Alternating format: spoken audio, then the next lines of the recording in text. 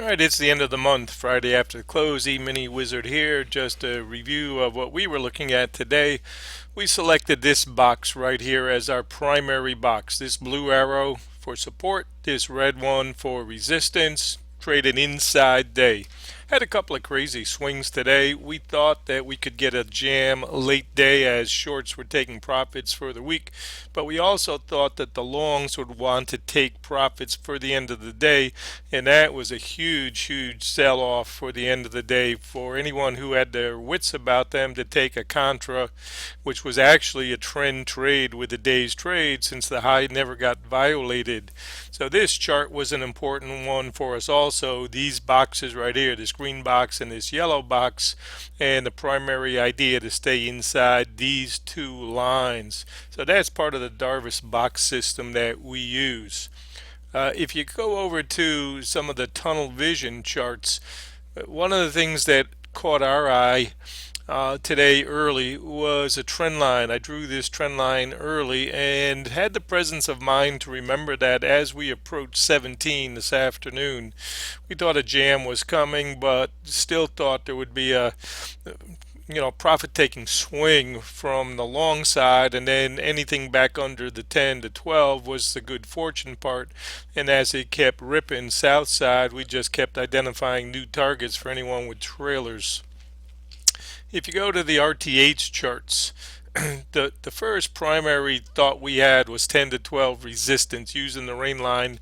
Got the low test that we wanted at the 92s. We felt the 92s should hold. Said that yesterday in a video. 92s are support till broken. Got a nice pop here into the lunchtime. I had a beautiful contra trade that held, and once that 98 held, we said, uh-oh, maybe these guys are going to try to take out the high and test that 1875 location, 19 for the gap. So this trade was we saw this coming once we could not pull back below this 6.25 area here. And then the drive, and this is where we suggested longs, make sure you're done. We had good tick balance at the time. Take a look at your positive ticks over 1,000. We had minus 1,000. We said make sure you're done by then. Any day high is available, but I don't think we'll get the same finish we had yesterday.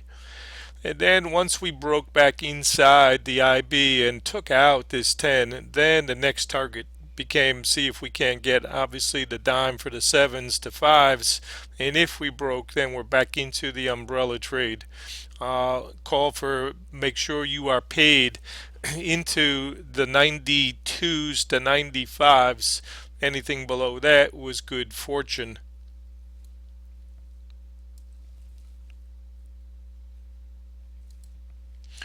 Megaphone trades, you could really see. Here was our 1875 resistance zone.